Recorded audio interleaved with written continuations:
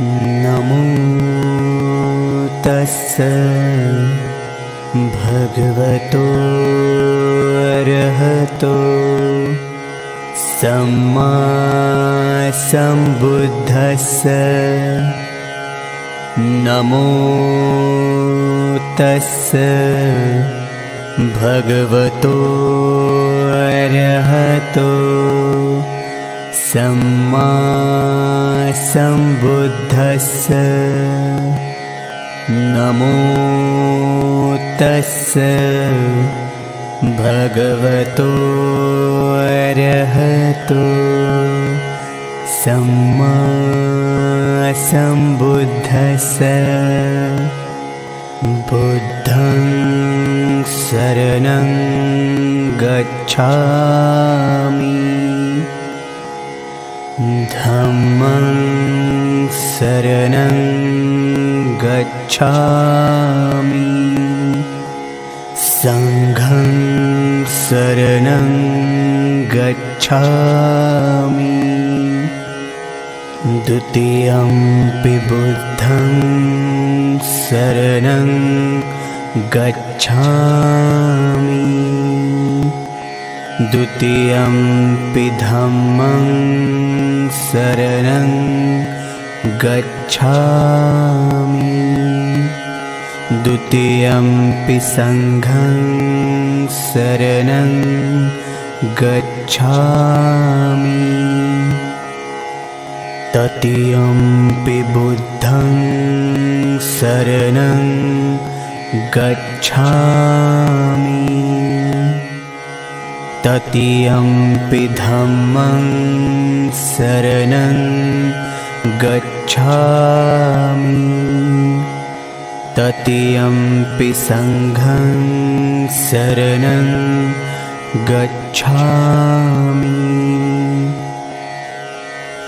पाणातिपाता वेरमणि सिक्खापदं समाधियामि,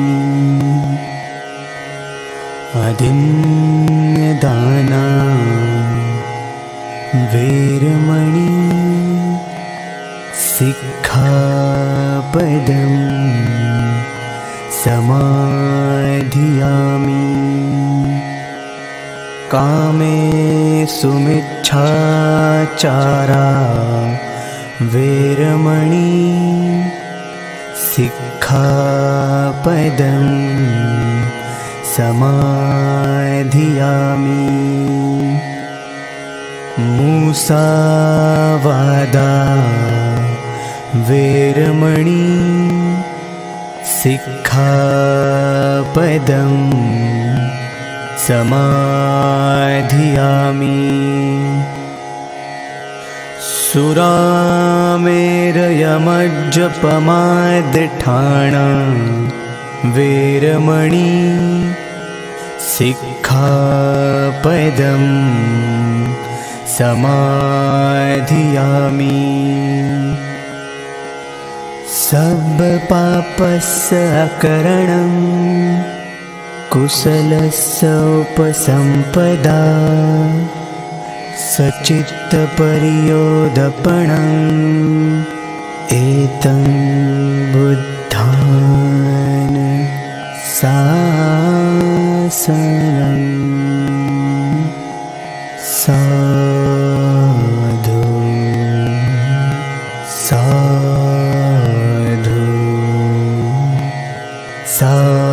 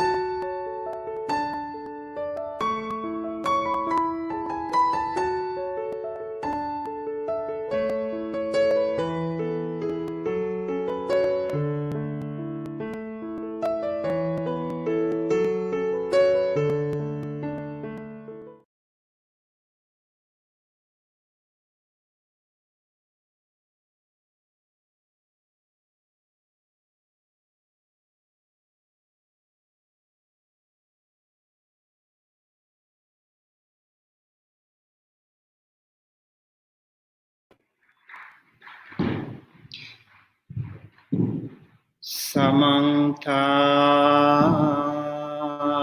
Chakravalesu Atra Gachantu Devata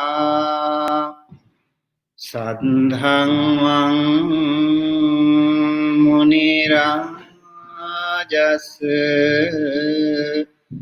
Sunangtu Sagga Mokkadam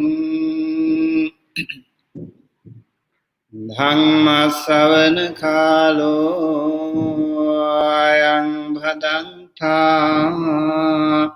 Dhamma Savana Kalo Ayang Bhadanta Dhamma Savana Kalo Ayang Bhadanta Namo Tassa Bhagavato Arahato Samma Sambuddhassa Namo Tassa Bhagavato Arahato Samma Sambuddhassa Namo Tassa Bhagavato Arahato Samma Sambuddhassa. Honor to him, the Blessed One, the Worthy One, the fully enlightened one. My utmost respect to the supremely enlightened Buddha. And my respect also goes to the noble Dhamma of the Blessed One.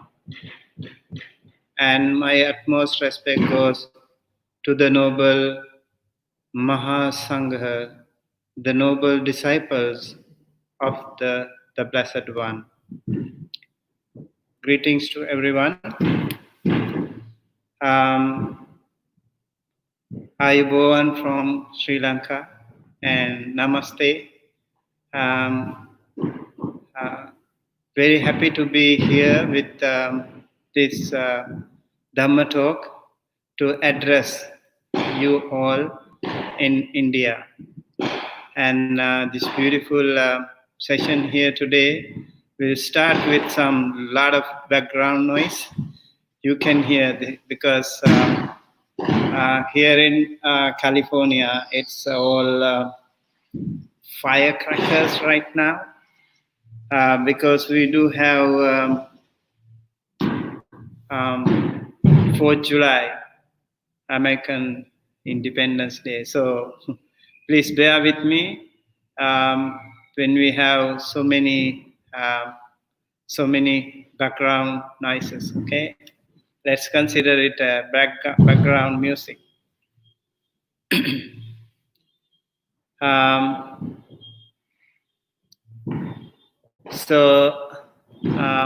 What we do here,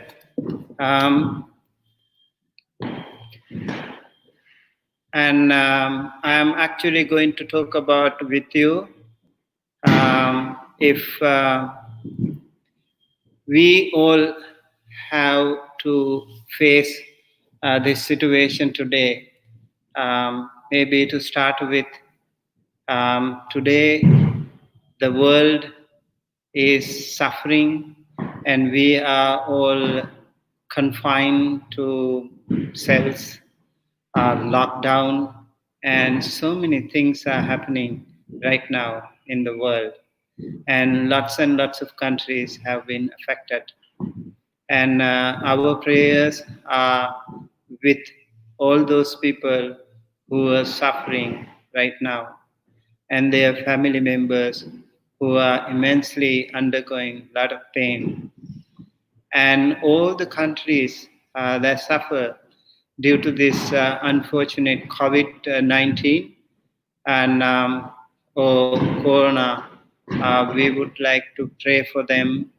May the blessings of the Noble Triple Gem be with them all. May they all, may those countries, may those communities, may those individuals be relieved from all these unfortunate, miserable situations.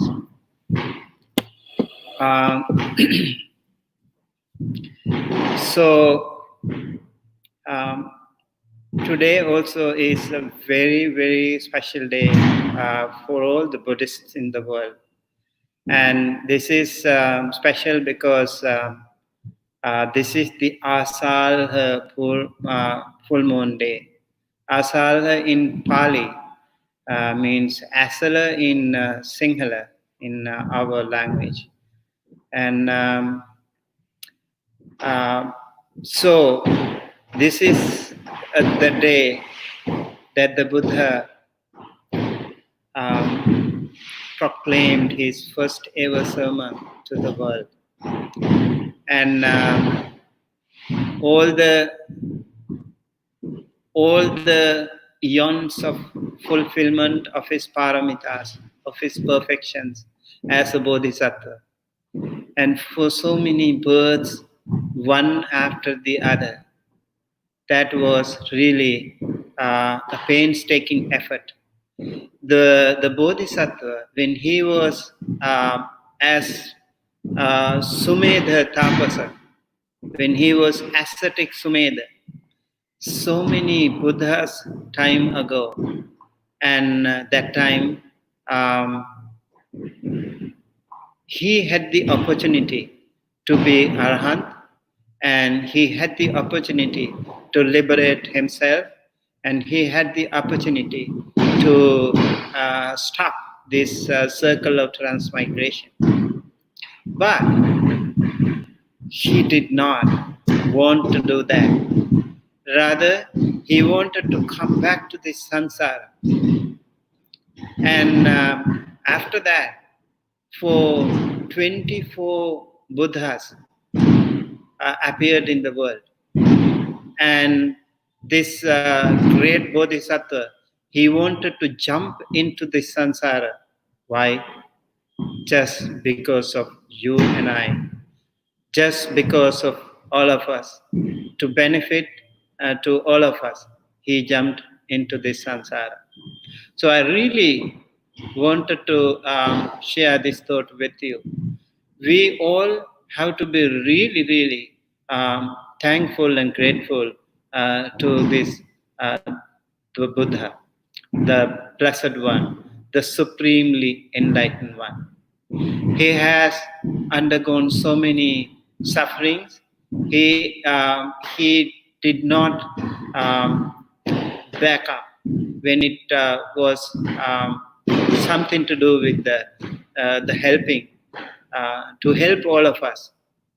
He never hesitated when it comes to help others.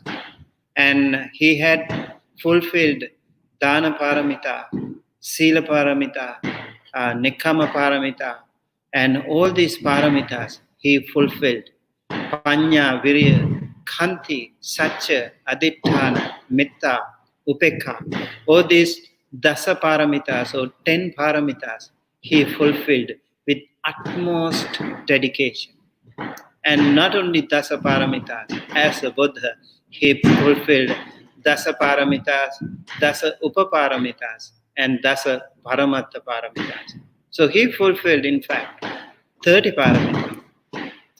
For in this particular Buddha Bodhisattva's case, he had fulfilled over four eons of Asankhya. We call it Asankhya Kappa Lakha. So 4 eons of births, time gap he was spending in the world, traversing from one birth to the other and being born in so many different forms, and sometimes in human realm, sometimes in celestial realm as a Deva or as a Brahma, or even as a as an animal, in the animal realm. He was born and he was leading those communities, those bunch of people, those groups of people. He wanted to lead them. He wanted to also expose himself how people suffer, how those sentient beings suffer. And then he wanted to rescue all of them. That was his vision. That was his mission. That is why he underwent all this suffering. And finally, he became, he was born as Prince Siddhartha in Lumbini. He was born in Lumbini as Prince Siddhartha. And then he had all the luxuries of his life he had. And at the age of 16, he got married to a beautiful princess called Yasodhara.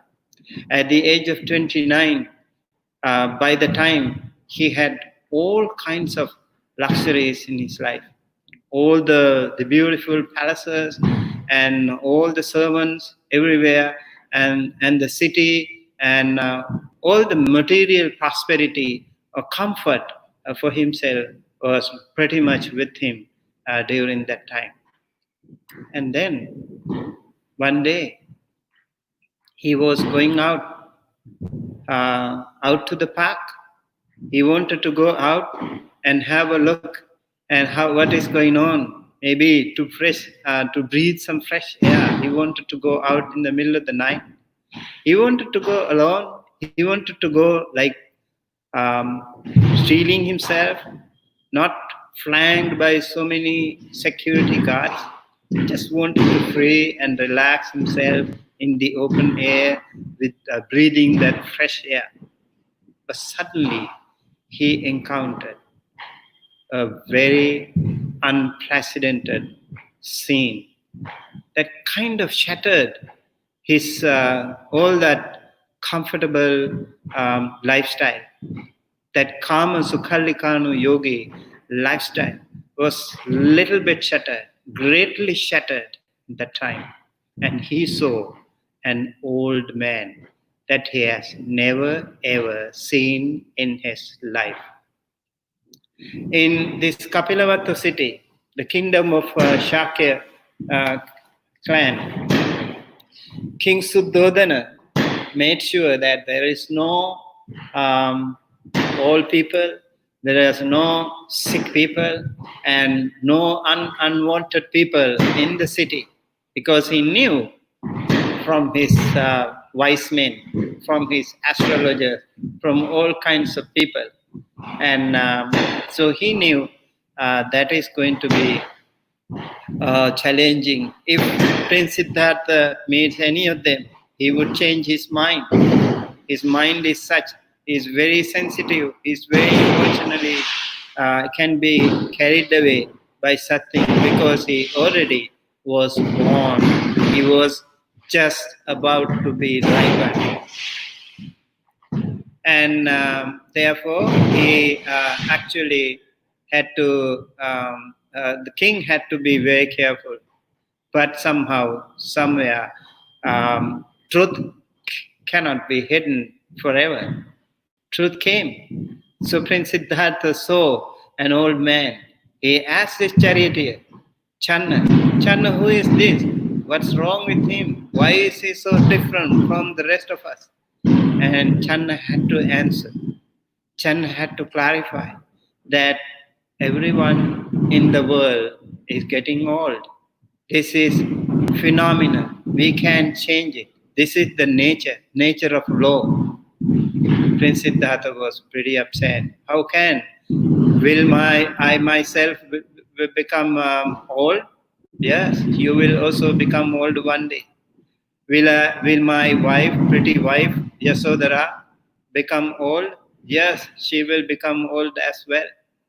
And everyone in the family, so near and dear ones, all those beautiful people around, everyone will be old one day or the other. No matter how much you try to hide yourself from them, no matter how much you try to shield yourself from those old age features, you can't hide it forever.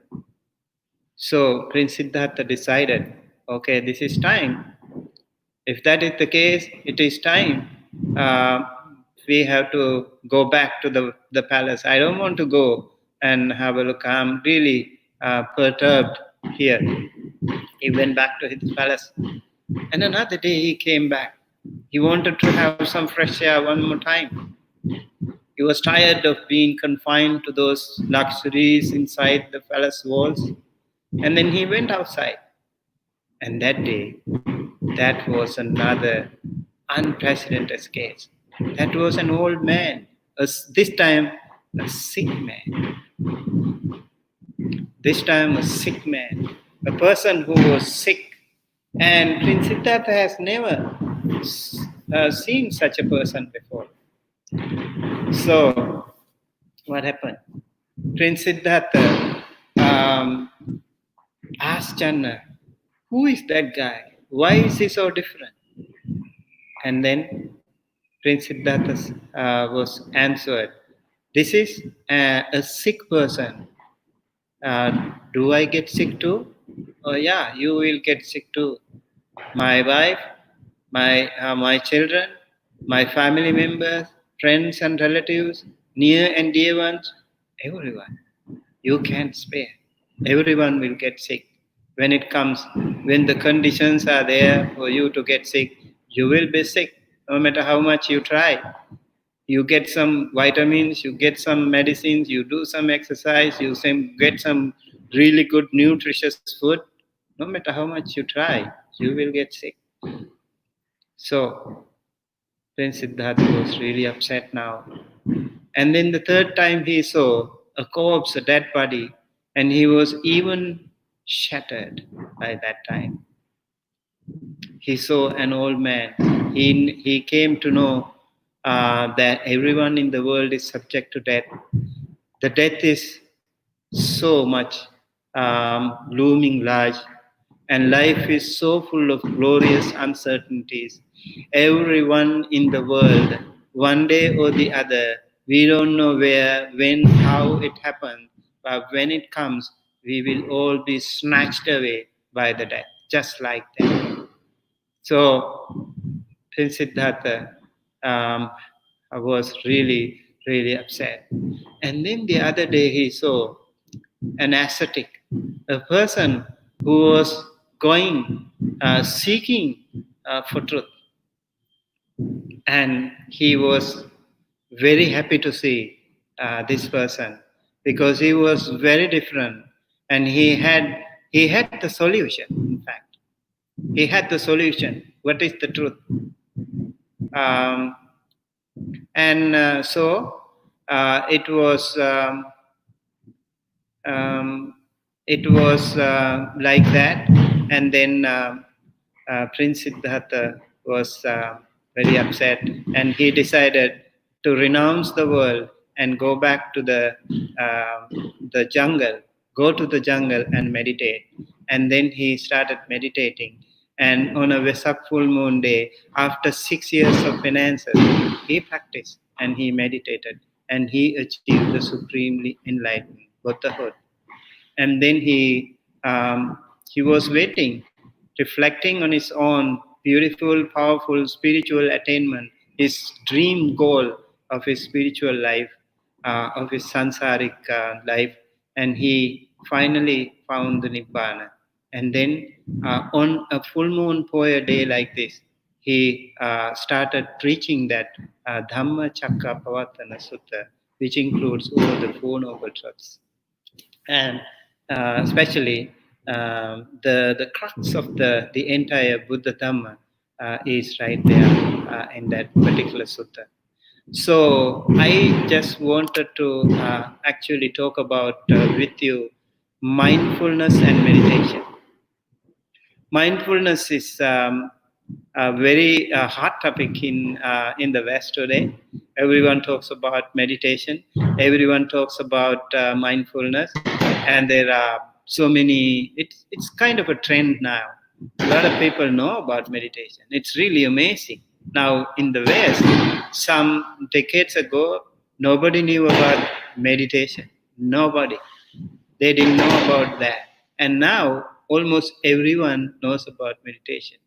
In my classes, actually, when I was teaching in the university, and I actually asked our students to start with some meditation. So I started my classes with some 5 minutes into meditation. I asked them, okay, I didn't say, they are not necessarily Buddhist, most of them, and but I said, okay, at the beginning we just listen to ourselves, maybe like keep your books away, close your eyes, no phones, nothing, just listen to yourself. Close your eyes, listen to yourself, listen to your own breathing. And at the beginning, I noticed they were a little bit restless. They were not really very comfortable. But some of them, even the 5 minutes of that silence became a noble silence to them. And that meditation helped them so much and that inspired them so much. So every single day when we started the class, we started with 5 minutes meditation. So the students slowly picking up. And at the end of the course, I noticed most of these students were doing their final presentation on meditation, on mindfulness, and the benefits of mindfulness and the benefits of meditation. And I think it was really important. And some of them actually said to me that was for the first time ever in their life that they were like practicing with closed eyes, something like, a different world altogether. I just want to share with you, when we open our eyes, we see the world outside. We can see many things, beautiful world outside. And when we close our eyes, we can see ourselves. We can look into ourselves. So this is very important. We close our eyes sometime in a day. Once in a while, you have to do that. Look into yourself, see through yourself, and just maybe repair some damages if there is any. That is very important, right? And then we open our mouth, we keep talking. Right now, I'm talking, you know. So, most of the time, people get together and they talk and they gossip. They talk about other people. This person is like that, that person is like that. So, we just keep talking about other people and we forget to talk to ourselves. So, sometime in a day, you have to find a peaceful place, a quiet place, and then talk to yourself. How do you do that? How do you start monologuing, having a soliloquy, talking to yourself? How do you do that? You close your eyes, you close your mouth, you talk to yourself. You can talk to yourself. That's how we talk to ourselves. So, this is called noble silence.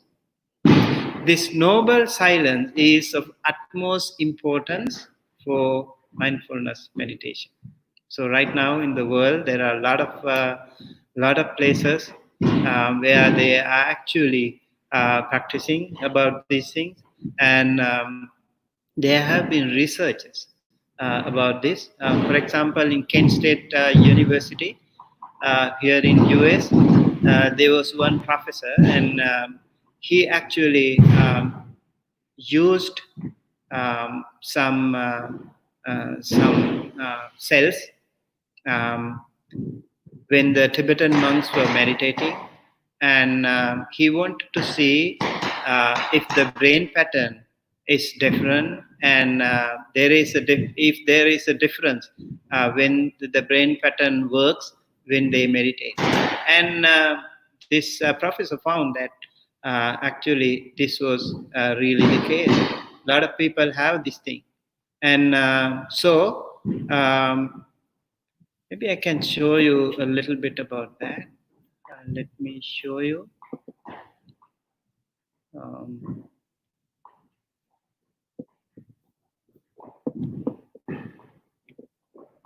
okay, I have a.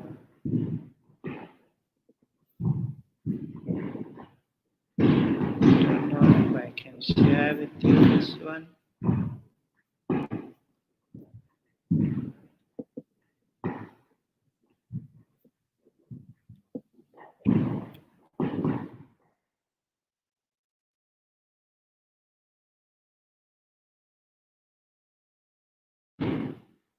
Okay.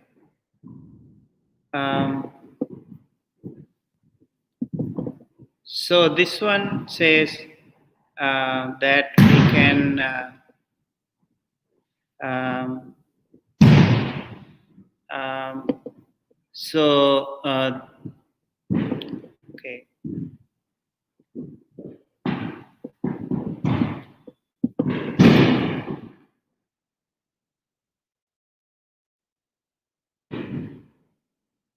So in meditation, we have something like that, and yeah, here see how brain waves of Tibetan monks could one day help students grow academically.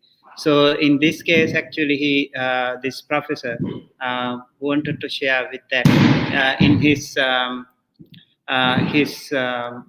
research, he found that when the monks were meditating, actually their brain patterns were different. So what happens to their brain patterns, and that helps their memory. And he wanted to check with his own children in the school if it is helpful for his school to improve the memory, and also the to remember some mathematical facts, and also to maybe like control emotions and things like that. He wanted to check, but when he found out that this meditation really helps, then he actually wanted to use it. So in meditation, what we really do, maybe something like this, you know. So we have something called free frontal cortex, and that is the front side of our brain. And what happens here, it helps us um, pay attention to our performance, and it improves our performance, and it's kind of also scaffolding, because today we have so much of kind of a bottleneck problem, overwhelming information flood we have, and this indiscriminate intake of info would result in disjointed and not very useful mental pattern. So attention helps us select and sustain mental focus on what is relevant to us in each moment. So in meditation, we do exactly this. We try to focus on one thing and one thing only. So meditation in many different cases helps us, because the mind is just like a wild horse. It's very difficult to tame, and even if you try to meditate, it will be very hard.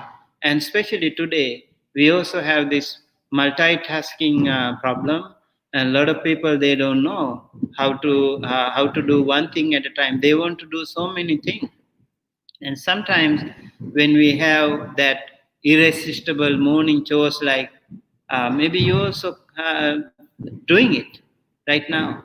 These days you might also be doing. In the morning you wake up, and the first thing you do in the morning is to check your emails and go to social media, Facebook and whatever, you know. And then you also want to do it as soon as possible. Try to do it as fast as possible. That way, what happens to us, we actually don't know how to how to focus on one thing at a time. So this is a difficult scenario, and some of the bad habits, you know, this automatic habits of reacting can be very harmful to our life in many cases. So it's important we do the attention training. So in mindfulness and meditation, we also try to train the mind for the attention, you know. So here, the aim of this is not to do so many things in less time, but the opposite of it, one thing at a time. To be here right now, right here. To live here right now, right here. And not to think of the past, not to dream about the future, but to live at the present moment. And the goal is to create more mental space, to learn to pause, to slow down, to let go of the indiscriminate reactive responding to whatever grabs our attention in the moment. So the results, the researchers have found actually lot of positive results for there. Results in better attention and performance, on standard psychological and neuroscientific tasks. So I just wanted to share that with you because these things are really very important for all of us today. It is, I think, more than ever important for all of us to meditate, mindfulness. And nowadays, in the West, we do have something called MBSR, like mindfulness-based stress reduction system. This was started by John Kabat-Zinn, and he wanted to test this mindfulness practice with his patients. So, in a lot of chronic patients, they were tested with these treatments, and he found there were so many positive results, and a lot of people were able to come out of their health related issues. So, mindfulness and meditation can be very helpful to all of us. I would like to say, everyone, I would like to suggest to all of you, please meditate every single day. Please schedule your time every single day, at least for a while. If you are a beginner, you can always start with a 5 minutes, 10 minutes meditation. Just sit, close your eyes, find a peaceful place in your home, maybe the best place you can find. So with that, you can meditate and just close your eyes, listen to your own breathing. Take a good long deep breath and then listen to that. Just observe the breathing patterns. When you observe that breathing pattern, and it also helps you to focus on one thing, because our mind is so much scattered due to so much information and ultrasound, modern technology we have actually can really be distracting. So we find all the time our mind is distracted because of these things. So I suggest every single day, in the morning or in the evening or both occasions, please meditate for a while and see how you can recuperate yourself, how you can heal yourself from so much of activities that you do outside. You are so much engaged in so many activities, and your mind is so much scattered. You need to also scaffold them. So when we do that, when we meditate, when we listen to our own breathing, we really help our system. We help our brain. If you notice, your brain pattern changes. Your brain pattern completely changes. Very beautiful. And it's very smooth. The brain waves very smooth when you meditate. And if you keep it doing on regular basis, as a regular practice, you will notice that you become much more positive, and you become very good in your taking decisions, and also your personal relationship are also going very well. And if you are a student, it helps your studies, because you can focus on one thing. You can improve your attention. So in many different ways, this really helps us. So I would like to very strongly recommend every one of us, no matter how busy you are, please find some time to meditate. I recommend you meditate like 10 minutes a day if you are a beginner, and then do it for 7 days in a row. And then when it comes to the second week, you can start. Just increase 1 minute. Let's say you started with 10 minutes meditation every day. And then the second week, you can increase easily 1 minute. So your second week will be 11 minutes. And then third week, you will go 12 minutes. And then you will feel that you can sit properly. You are more comfortable in sitting, because the most difficult thing for meditation is sitting. Mindfulness is a different thing, but sitting is very difficult. And of course, sitting is not the only meditation posture. There are many postures. You can stand, you can walk, you can lay down, but sitting is the most powerful posture for meditation, because you can stand for too long. You can lay down also for too long. You can lay down, but you might easily fall asleep. It's very difficult to keep yourself awake. And then you can also do the walking meditation. Walking meditation is also a very wonderful thing. That also is working for many people when they are so restless. Like they are really, really restless. It's difficult for them to focus on one thing. Maybe they start with some little bit of walking meditation. Just focus on your steps and then walk. You find a place for you to walk and then keep walking. And that way you can actually calm yourself. It's like a muddy pond. Water is so dirty and you can't see through anything. So when you meditate, you see that water becomes transparent. It's so clean and clear. You can see everything. You can see through the water. So our mind becomes so calm and peaceful that way. I want to actually um, invite you to practice meditation. And maybe to begin with, I recommend Anapanasati or the breathing meditation. But there are some people who are comfortable with metta meditation, loving kindness meditation. That is also fine. Sometimes you can actually change.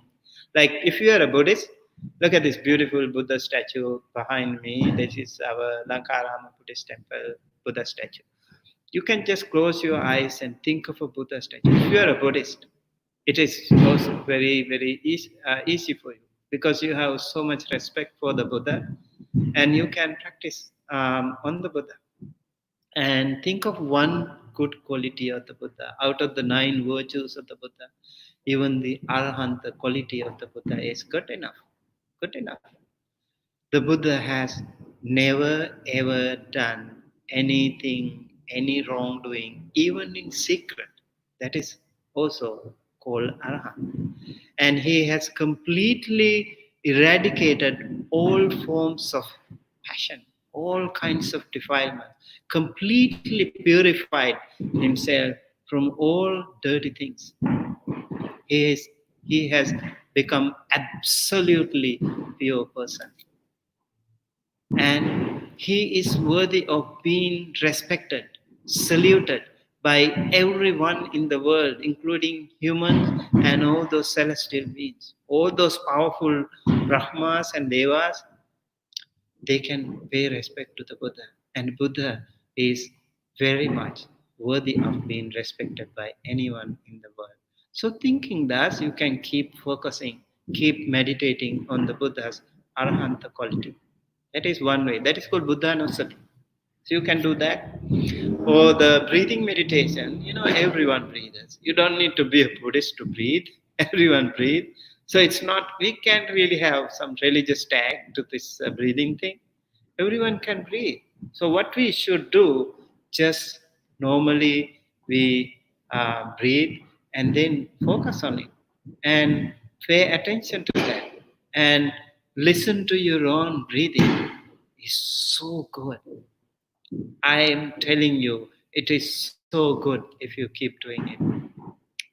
When it becomes a habit, when you have that habitual pattern, when your brain waves working smoothly, imagine your brain waves are working smoothly, and your prefrontal cortex. This is the place where we actually scaffold all our information. And all when you do meditation, you can see that beautiful, bright shine over here. And if you see that, you have to be careful and you have to take care of it. Focus on that, meditate more, and work on it, and don't give up. And that will really, really be helpful. And the person who keeps meditating, and he or she can actually improve so many good qualities. He or she can be happier forever, and he or she will not be disturbed by whatever happens around, and then he or she will be able to you know see the reality, see things as they really are. And you will see the life, you will see how people um, lose their temper, and you will know how to control your anger. You will know how to take right decision at the right time. That is also a really important thing. I'm actually recommending this to all those company directors, CEOs, and all the principals, and all those people, supervisors, and in different big corporate world, when they are so much overwhelmed with lots and lots of workload. Meditate. Start meditating. All of you, if you start meditating at least 5 minutes, 10 minutes every day before you start your working, your day will be fine. You will be able to defragment, like in the computer. We have to defragment our brain pattern, and then we will be fine. We will be able to work more effectively and more efficiently. We will be able to maintain good interpersonal relationships, even in family. A lot of people, I know a lot of people come to us, they talk to us, and how they suffer. They don't know. They don't have any respect for each other. Husbands, wives, no respect, and they have so many issues between each other. They don't talk to each other eventually, and the children, parents, so many gaps, many difference, many difficulties are there because of that. Focusing on meditation and practicing meditation can help you ease out all those pressures, all those tensions from you, and you will be able to live happily. First, remember, there are so many snakes outside the world, so many. We do not catch them and put them on our own, and then they will bite us. And let them live. Most of us, what we do, we don't leave them in their own habitat. We just try to capture them and try to observe them, try to obsess them, try to possess them, and don't take things, try to take others' problems into ourselves. This is the problem. We don't focus on our own problems. We focus on others' problems. Sometimes the parents think of the children all the time, like excessively think and worry about the children. And sometimes you try to over control the children. And sometimes, so you don't have respect. You lose your respect, and you get uh, aggressive when you are frustrated, and frustration leads to aggression. So it's really important that you maintain your inner peace. Every one of us has inner peace, and every one of us has the potential to improve it if we focus on meditation. And if we do that, we will be able to live a peaceful life. Imagine you don't get angry for 1 week. You don't get angry for 1 month. Imagine a life like that. Imagine you are so happy all the time. You can smile no matter what happens. You don't care. I mean, you care, but you don't worry. You don't get stressed. You become happy. You let it go. You can let it go no matter what happens. And you also see the reality. That way, we can live very happy, very peaceful, and very good life. So, I want to focus, I want to emphasize you all, please practice meditation. Mindfulness meditation can be very, very helpful. The Buddha in Satipatthana Sutta said, if somebody focuses on breathing itself, that can lead to their final goal. Chattaro Satipatthana. Um, that Chattaro Satipatthana, those four uh, foundations of mindfulness, that will lead to your final spiritual goal. So one thing is Kaya Anupassana, Vedana Anupassana, Chitta Anupassana, and Dhamma Anupassana. In Kaya Anupassana, we think of the body, and mindfulness of breathing or Anapanasati is one of them. And when we practice Anapanasati, we can see our brain functions better, and we can see our internal organs also functions better. Very smooth, and your heart works better.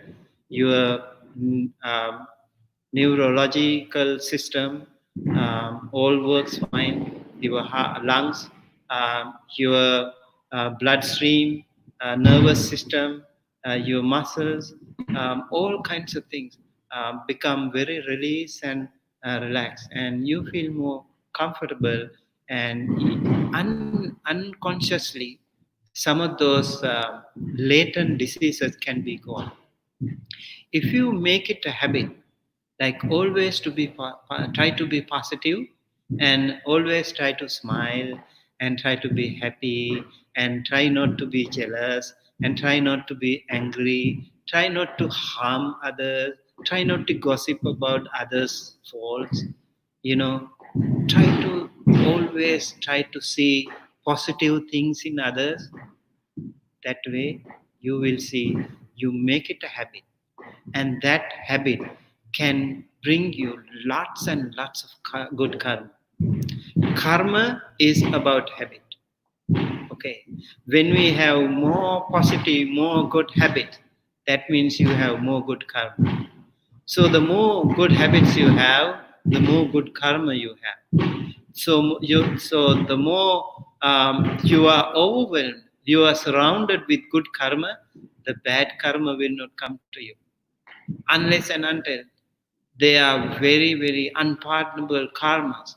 You have something what we call anantariya karma or something.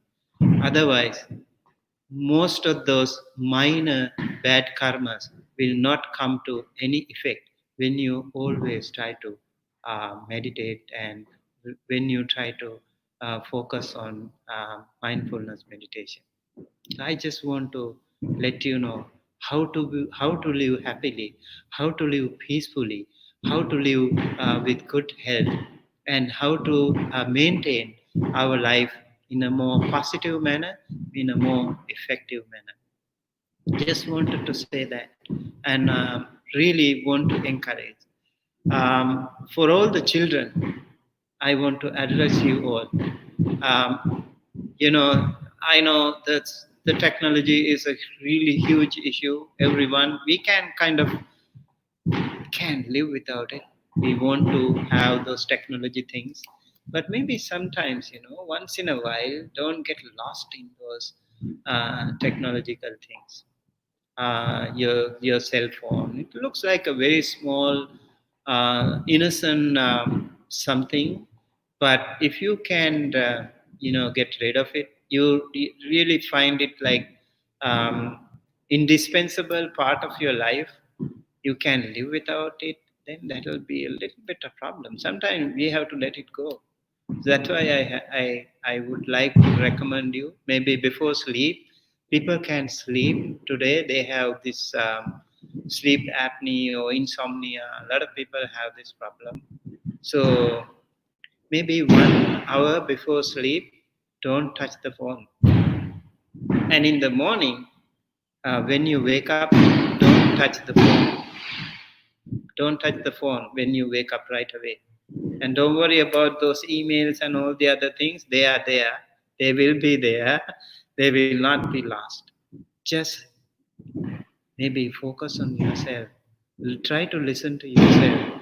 See things. Look at the world. Look at outside. Look at your room. You make your bed first when you wake up in the morning. Making the bed is the most important thing. If you want to be a successful person in life, make your bed first, and then listen to yourself. Silent meditation. Sit in silent meditation for a while, and you can schedule your life, schedule your day ahead. What should I do today? What is my um, uh, duties today? What can I do? How should I plan my day ahead? You can just think of it and maybe do some meditation in the morning before going to bed.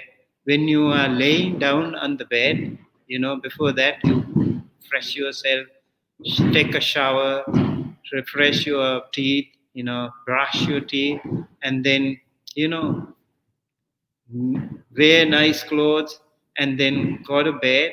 And when you lay down, just focus on your breath. Focus on your breath in between your nostril and your upper lip. Just try to focus on that. With that beautiful attention, that beautiful mindfulness, you can sleep.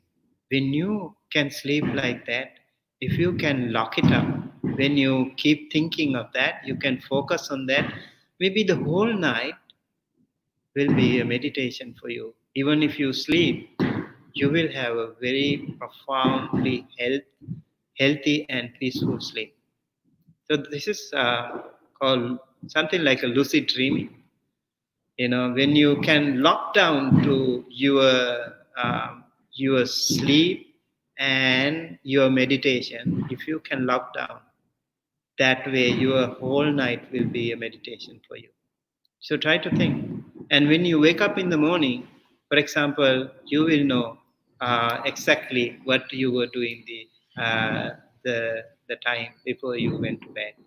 And then if you scan your body and do some metta meditation, like you practice metta, scan your body from top to the bottom and slowly scanning. And then you will have metta, may I be well and happy and healthy. You focus on that, you tell yourself. And maybe right here, when you focus on that, you fell asleep and you wake up in the morning. You start from here right away. Just try it. It works. It works so beautifully, and it helps us so much to gain peace and happiness and contentment. So I want to say, mindfulness and meditation really, really important to every one of us. To Buddhist or non-Buddhist, it doesn't matter. Everyone can practice it, and everyone can gain such wonderful, good results by practicing mindfulness meditation. Okay, so maybe I would like to uh, um, conduct a little bit of meditation with you. I don't know how much time I have. Um, how much time I have?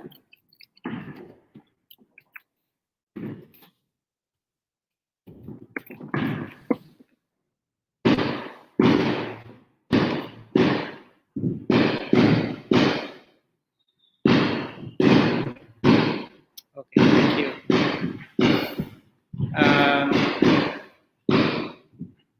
All right, great. Okay, so I just now I want to teach you some um, meditation. Okay, let us practice some Anapanasati meditation. I will walk you through, and maybe some of you are very good practitioners of meditation, and that is fine. Maybe you will also pick up some good points from this practice. And I really want to encourage our young children, generation. I really want you to practice meditation. Don't wait till you get old, to meditate. When you are young, meditate. When you are young, do all the good things in life, and that way you can actually become really a good person. You will know that you will maintain that inner peace. I always want to emphasize with the inner peace. Inner peace is the most important thing for all of us. Sometimes maybe you are not economically so powerful, you're not so educated like the so-called education. It doesn't really matter. Knowledge is one thing, and the wisdom is one thing. Okay? Sometimes we have PhDs, so many BAs, MA, it doesn't really matter. What is the point actually if you are also not taking care of your parents, you're not kind, you're not concerned about other people, you are very harmful, you are also trying to, you are jealous or you don't want to help others, and then there is something missing, right? So in meditation we also have to help ourselves uh, coordinate the 3H: head, heart, and the hand. Okay, three H. So head, heart, and the hand. Especially when we meditate. In modern education, they call it, um, overall education. So many wonderful words are there, but they try to feed more with the knowledge. So much of information they feed. They force the children to get more and more information, but they don't think of the heart. I think Buddhist education is all about sila, samadhi, and panya. Sila is the very foundation of our education. Whole person education is incomplete without sila. What is sila? Kaya vachanang samodhanang sila. You have to be very careful about your bodily actions. Bodily actions means um, not to harm others, not to steal, and not to engage in sexual misconduct. These are really important things. Not to harm others, not to kill others, not to harm others means you respect others' life. You have to respect others' life. If you want to be safe, you have to respect others. Okay? And not to steal means you have to respect others' property. If you do not steal others' property, if you respect others' property, your property will also be naturally saved, and the other people will also respect your property. So don't steal, and then not to engage in sexual misconduct. For lay people, it's perfectly all right. You can have sex, you can get married, you can have legally bound husband wife marital relationship. That is perfectly all right. But sexual misconduct means you do not interfere others' families. So you respect others' families. When you respect others' families, your community will be more stronger and more happier and peaceful, and everyone will coexist very nicely. So it's really important that we practice these things. This is the part of meditation. And then that is called kaya samvara. Kaya Samvara is that bodily restraint, discipline in our body. We all need to have discipline. We need to have moral principles in our life. Without that, you can be a successful person. And then the verbal discipline, Vacha Samvara. How does it happen? You don't tell lies. Be truthful, be sincere, be honest, and don't gossip. Don't talk about others' loopholes, others' mistakes. You yourself are not complete. No one is complete. There can be mistakes. Everyone can do mistakes. Angulimala was a murderer. He became an arhat.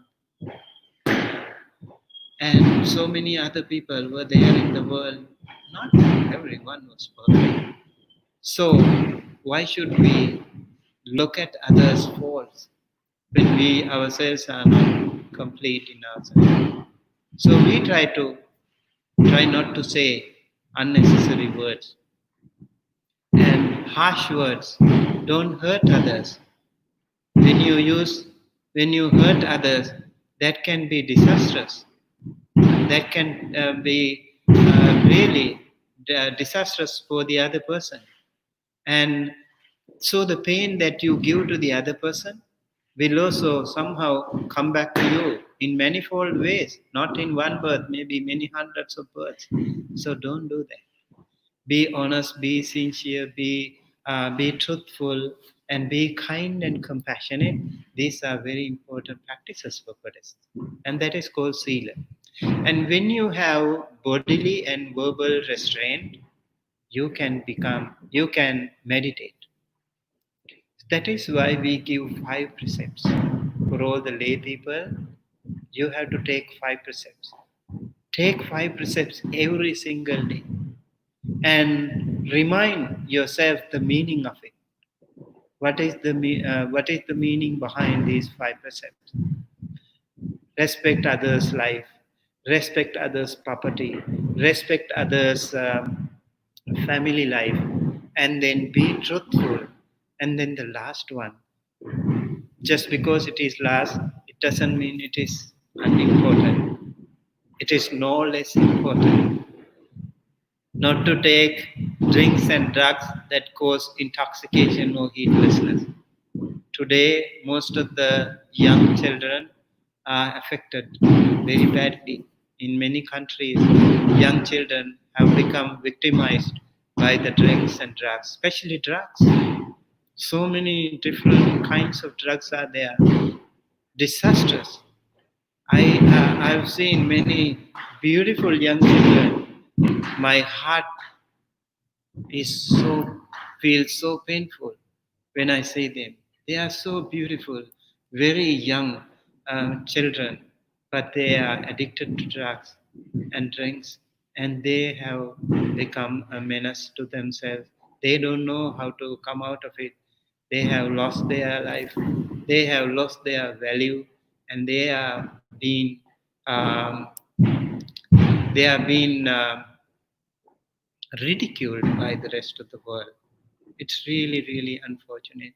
So, children, please be very careful not to be addicted, not to be victimized to these drinks and drugs. And if you have some friends who encourage you to drinks and drugs, please be extra careful because they cannot be your friends. If someone is friend, you can know yourself. Okay, this guy is helping me, this guy is compassionate, this guy is generous, this guy is teaching me good things, but the other one is not like that. He always encourages me to do bad things. So be careful of such friends. They are not your good friends. You have to be really careful. You have to be selective. Okay, so it is very important. If you take one wrong decision in life, that will be disastrous. So please be careful. So these 5 precepts, I want everyone to read every day and remember the meaning, and also try to observe them. Try not to break them. We are normal, average, prutakjana people, putujana. mundane human beings. So things can happen once in a while. If that happens, take the 5 steps again. That's fine. And maybe sometimes, okay, I don't kill, but maybe I have a problem in stealing. You never know. I have a problem in telling lies. So if you know that mistake, if you know your gray area, you can work on it. So it's really important. So focus on that and work on that. And if you focus on these 5 precepts, that will give you so much good energy, so powerful spiritual energy, positive energy to you to live a very wonderful, happy, peaceful uh, human life. Be a better human being. Then you can easily become Buddhist. Be a better human being. You can be a good Christian. Be a better human being. You can be a good Hindu. Be a better human being. You can be a good Islam person. So the religion comes second. First, be a better human being. So our Buddha teached us 3 things for us to do. One, um, not to do any evil thing. Okay. And then to do good, do more and more good things. And then purify mind.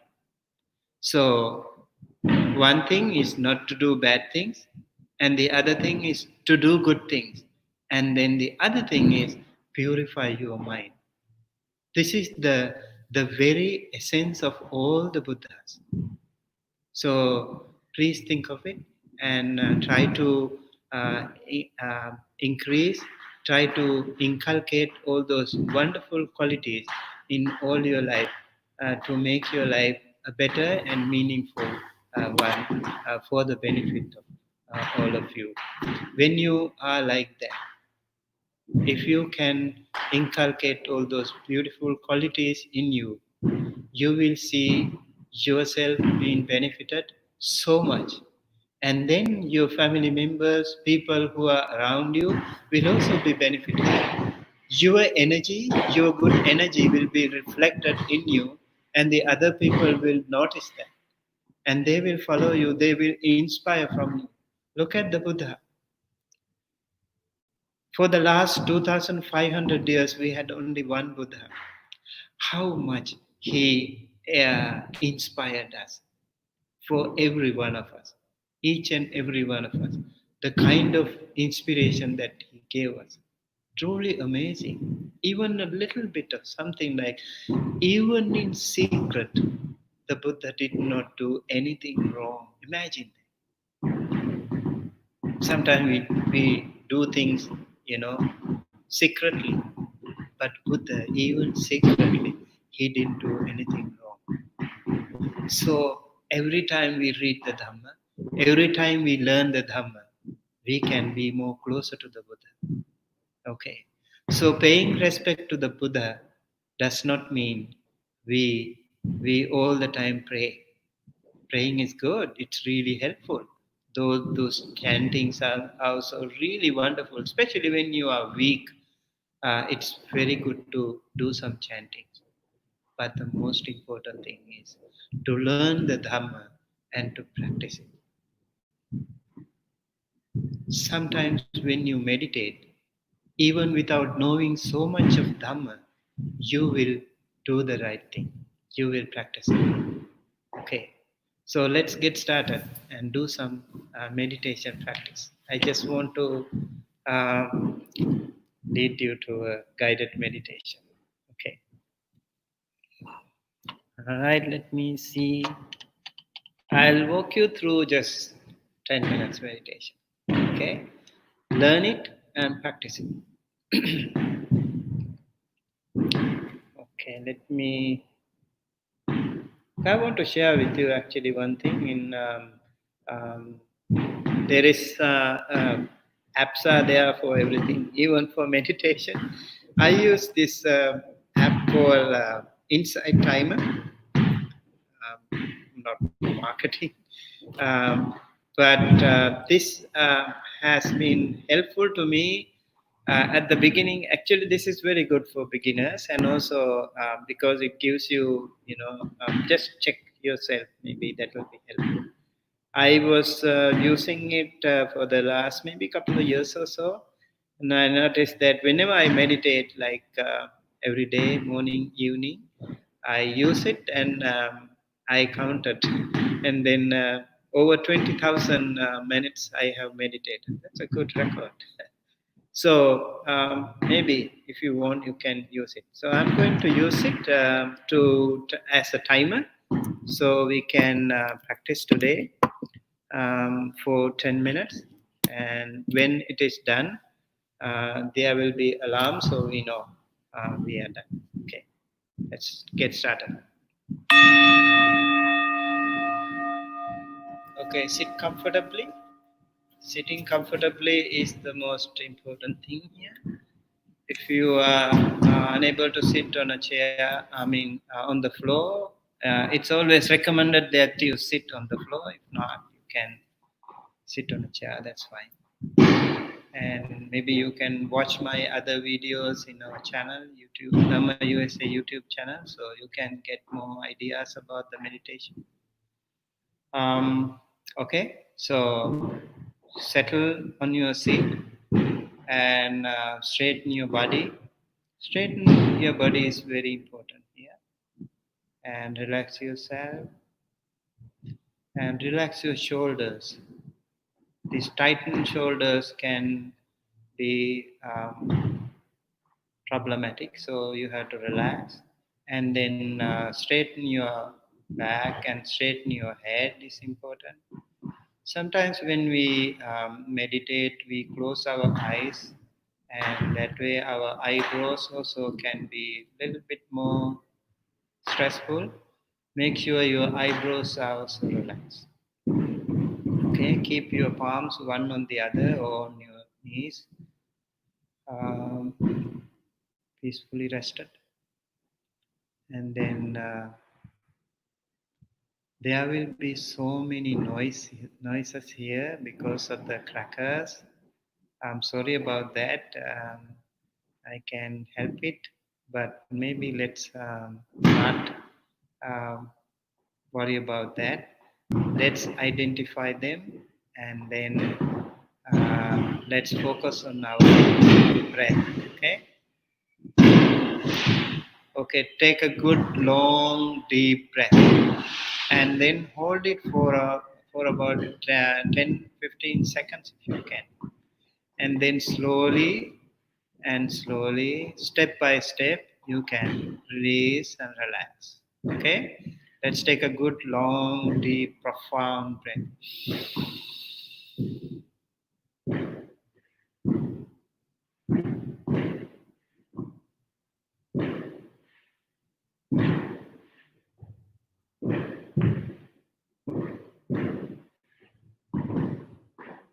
Slowly and slowly, step by step, release and relax. Release and relax.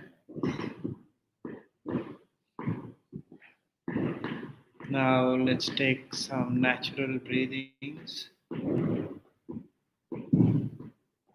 Let's focus on our breathing. Breathing in and breathing out.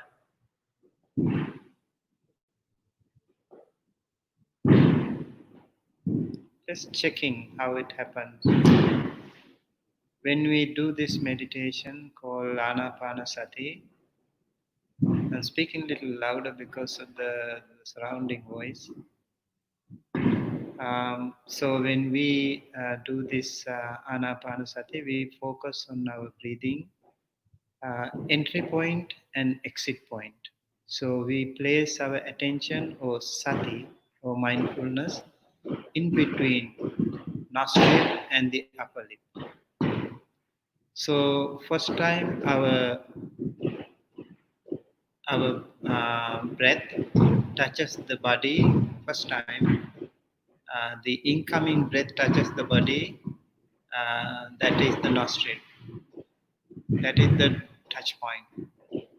And the last point The last point that the outgoing breath touches would be mostly the upper lip. So entry and exit. Just imagine your mindfulness or your sati is placed in between these two, like a gatekeeper, just like a gatekeeper, security guard, like a chowkidar. So this chowkidar or gatekeeper will watch your incoming and outgoing breaths. And he will not go inside the body, he will stay there. And he will focus on your breath, breathing in and breathing out.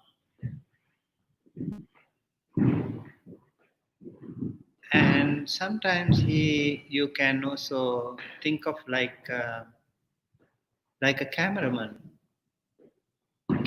who uses a camera, and then sometimes he zooms in and zooms out, and to make sure that he gets the best shot of his object.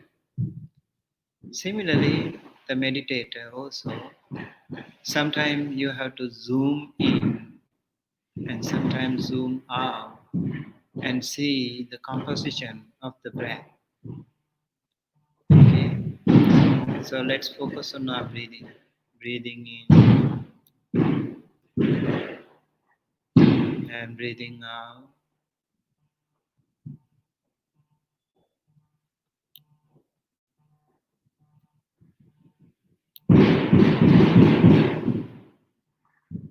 Okay, in meditation, you also have to be skillful, that to focus on your own object. I hear so many noises around, but I cannot get angry. If you get angry because you hear so many noises, then there will be a problem in your meditation. So just relax. Don't try to react to them. Sometimes someone opens the door with creaking sound and you get angry. Why these people are bothering me? You don't have to. Just listen to that and recognize it and come back to your meditation. Don't panic. Don't judge. Don't react to that, especially negatively. So focus on breathing in and breathing out. Try to recognize the long breaths. Sometimes we inhale long, sometimes we inhale short, sometimes we exhale long, sometimes we exhale short. So you can think of it and try to recognize when your nostril is touched by this incoming air, how do you feel it? How do you feel it when the outgoing breath touches the upper lip? Try to focus on each and every one of these breaths. You can also use counting method. If your mind is really running here and there, if you have a monkey mind,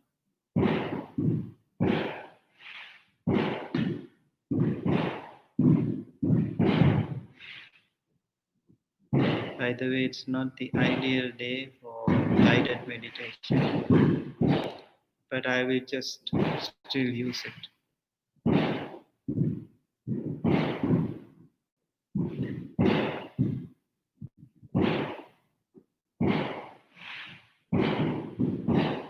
Focus on your subject. Your objective is not to be bothered by whatever happens around, but to focus on your objective. That is the meditation, the breath. So observe the breath, breathing in, breathing out, breathing in and breathing out, breathing in and breathing out. And when the alarm rings, please listen to the echo until the very end. Okay, we are almost there till the end. Let's focus on breathing.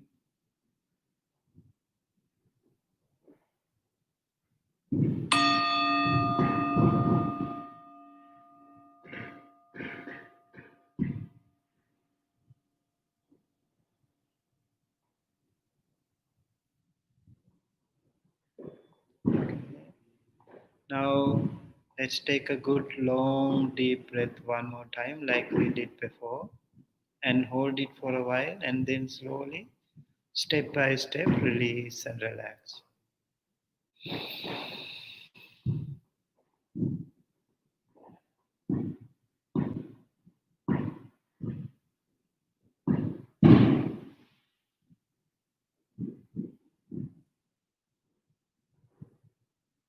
Okay. And with closed eyes, we rub our palms.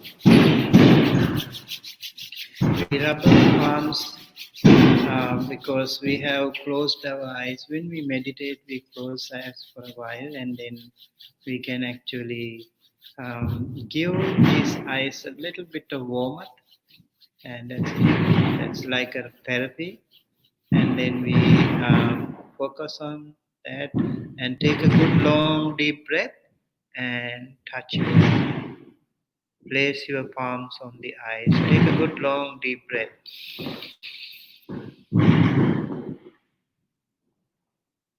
Hold it for a while and then slowly release and relax. Now it's good for your eyes. You give some kind of a relaxing time for your eyes. And then we can also touch your ears with a good long deep breath.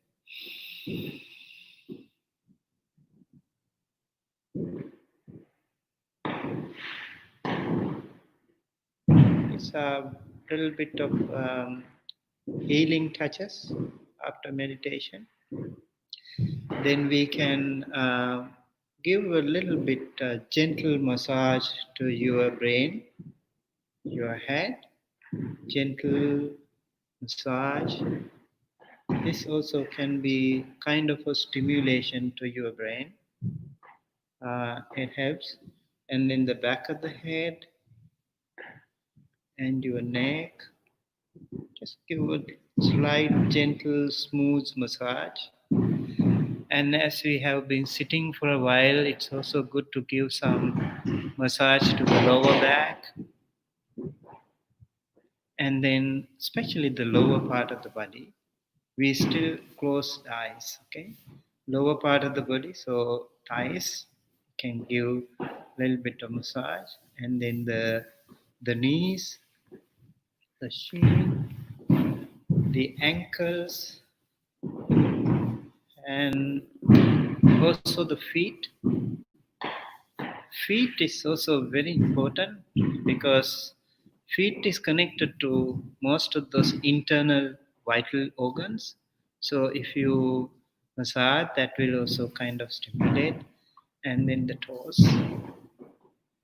So now if our lower part of the body is kind of tense or stressed because we have been sitting for a while, that will be so. When you meditate, don't stand up right away. Stay there for a while and release and relax yourself, and then slowly wake up. Now, with still closed eyes, we keep our palms together close to our heart, and join me in saying this word, sadhu, 3 times. Okay? Sadhu,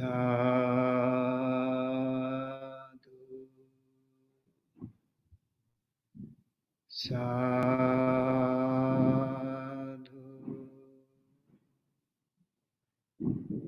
sadhu.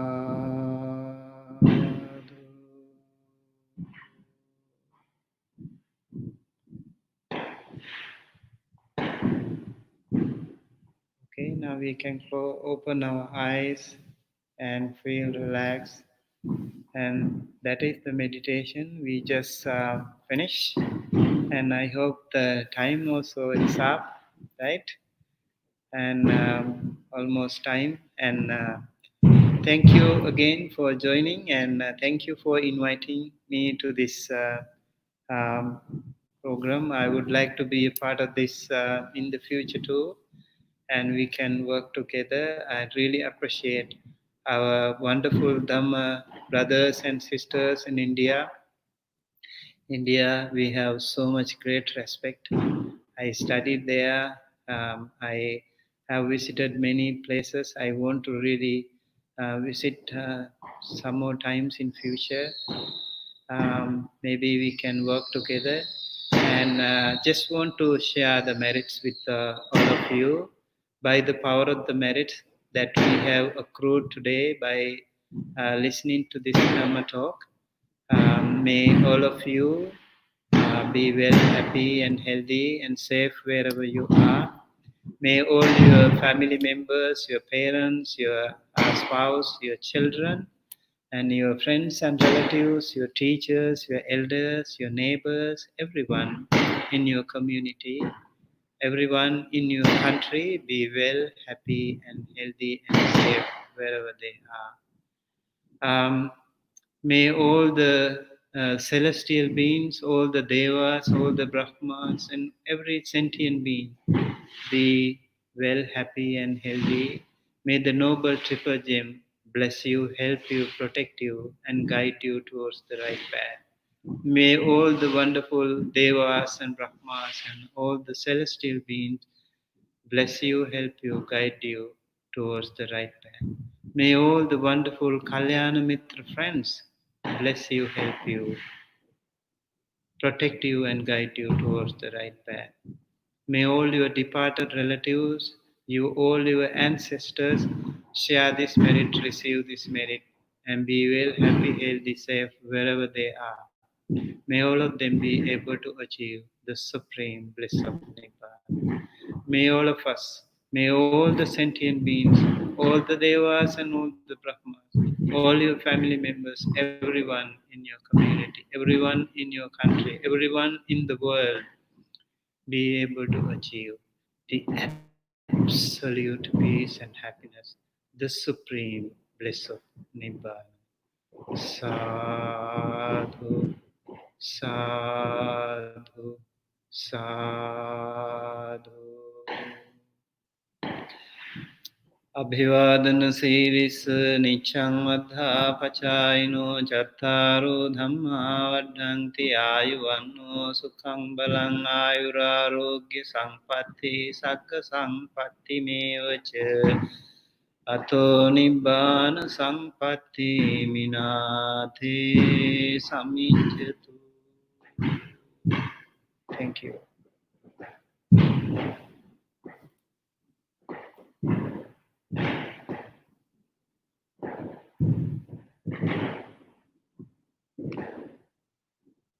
Is that okay?